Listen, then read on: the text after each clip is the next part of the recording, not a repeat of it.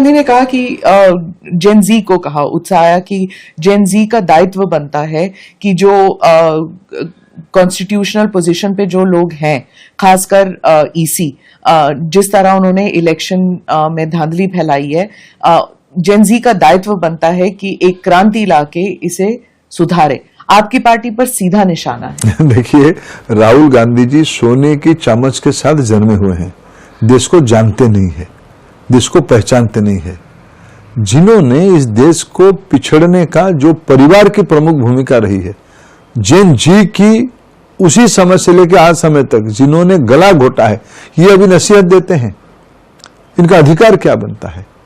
बार बार चुनाव में जाते हैं, चुनाव में जाके चुनाव हार जाते हैं। तो विपक्ष के नेता है ना, मतलब तो विपक्ष के नेता संविधान को क्यों तोड़ना चाहते हैं? एक हाथ में संविधान की कॉपी लेकर अधिकार दे दिया आपको चुनाव आयोग को गाली देने के लिए, सुप्रीम कोर्ट को गाली देने के लिए, भारतीय सेना को गाली देने के लिए। कहते हैं कि आपने संविधान को कैसे तोड़ा? चुनाव आयोग संविधान की व्यवस्था है, एसआईआर पहले भी हुई है, अभी भी हुआ। आपके समय नवीन चावला जी को आप भूल रहे हो? कोर्ट ने क्या कहा था उनके ऊपर? चुनाव आयोग के ऊपर कोर्ट ने क्या टिप्पणी दिया था? देखो, ऐसा बड़े घर के लोग हैं, सामंतवादी है, रसूखदार लोग हैं, हम जो कहें ऐसे ही होना चाहिए, ये जो घमंड है ना, देश की जेन जी उसको तोड़ रहा है। इसी बिहार में, इसी पटना में 74 में जेन जी ने उनकी माता जी की अत्याचार को जवाब दिया था।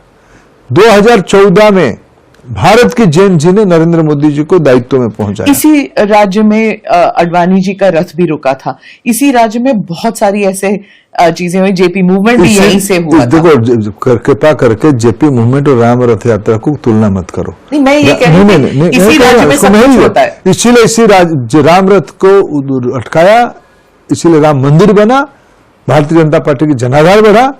हम लोग तो बिहार के प्रति सदैव कृतज्ञ रहते हैं।